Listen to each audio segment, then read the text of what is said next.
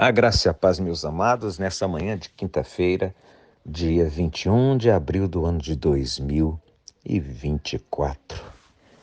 E diazinho que vai ventar bastante, mas o sol tá bonito. Vai estar bonito daqui a pouquinho.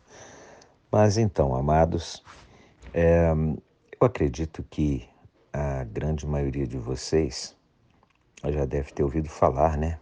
Quem não ouviu falar em Albert Einstein, né?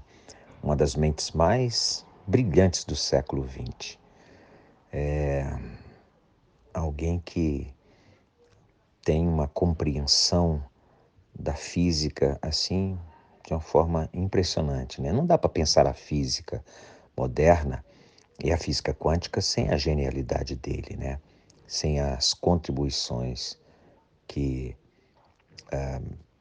Albert Einstein proporcionou. E eu poderia falar sobre as excentricidades, né, ou comportamentos pouco usuais desse gênio de origem judaica, né, que não era religioso, mas sentia-se atraído por Deus. Um cara que ia para a faculdade, para a universidade, e as pessoas olhavam e riam dele, porque ele estava com uma meia de uma cor, outra de outra. E, assim, nunca se preocupava em pentear cabelos, ele não estava nem aí. E ele foi, assim, criticado e até odiado por cientistas, né? Porque viam ele demonstrando preocupações com questões que não eram do meio acadêmico, como religiosidade, felicidade das pessoas, a forma como aprendem, né? Ele entendia que pessoas tinham inteligências diferentes, né? Que deveriam usar essas inteligências conforme elas pudessem, né? Agora, ele produziu frases muito interessantes, mas uma delas que me chama muita atenção é quando ele disse assim: só há duas maneiras de viver a vida. A primeira é vivê-la como se os milagres não existissem. E a segunda é vivê-la como se tudo fosse milagre. E quando você olha para essa frase e começa a perceber a profundidade dela, não dá para não pensar e tentar fazer um link com o que está escrito lá no livro de Deuteronômio, no capítulo 11, verso 26, quando o Senhor diz: eis que hoje eu coloco diante de vós a bênção e a maldição. E aí, nos versos a seguir, ele vai dizendo o que é bênção e o que é maldição, né? Mas, ou seja, ele coloca para nós sempre essa escolha. Há uma escolha. Eu posso olhar o mundo e perceber o milagre que é por trás de tudo isso. O milagre, por exemplo, de permanecermos em um planeta que gira a mais de 1000 quilômetros por hora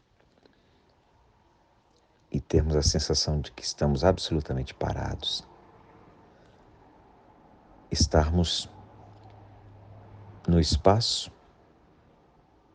e não termos o efeito danoso que muitas vezes, quando você está fora da nossa atmosfera, isso vai te afetar de algum jeito. Não perceber, por exemplo, do milagre da continuação da vida, não é? Dos ciclos da natureza, da forma como tudo é tão balanceado e tão equilibrado na natureza. Não dá para entender a vida sem entender um propósito, sem perceber um propósito por trás disso tudo.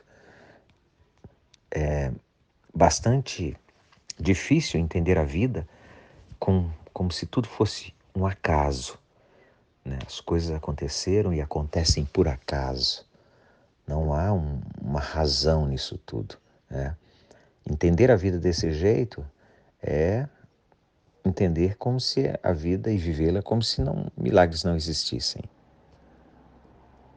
Essa é uma escolha nossa. Tá? Eis que coloco diante de vós a vida e a morte. Então, escolhe, né?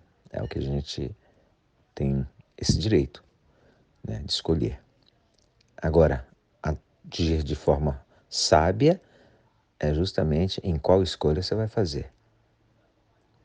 E que o dia de hoje, amados, seja um olhar para dentro e ver. Eu vivo como se os milagres não existissem ou eu vivo como se tudo fosse milagre? De repente, falar aqui, juntar sons e sair de forma audível uma palavra e fazer com que meus pensamentos tenham coerência e você possa ouvir e entender tudo que está sendo dito, pode ser um milagre, um grande milagre. Obrigado, Deus Santo. Obrigado porque, mesmo que nós não entendamos, mesmo que nós não consigamos olhar e entender essa dimensão tão maravilhosa da existência, mesmo assim o Senhor continua agindo.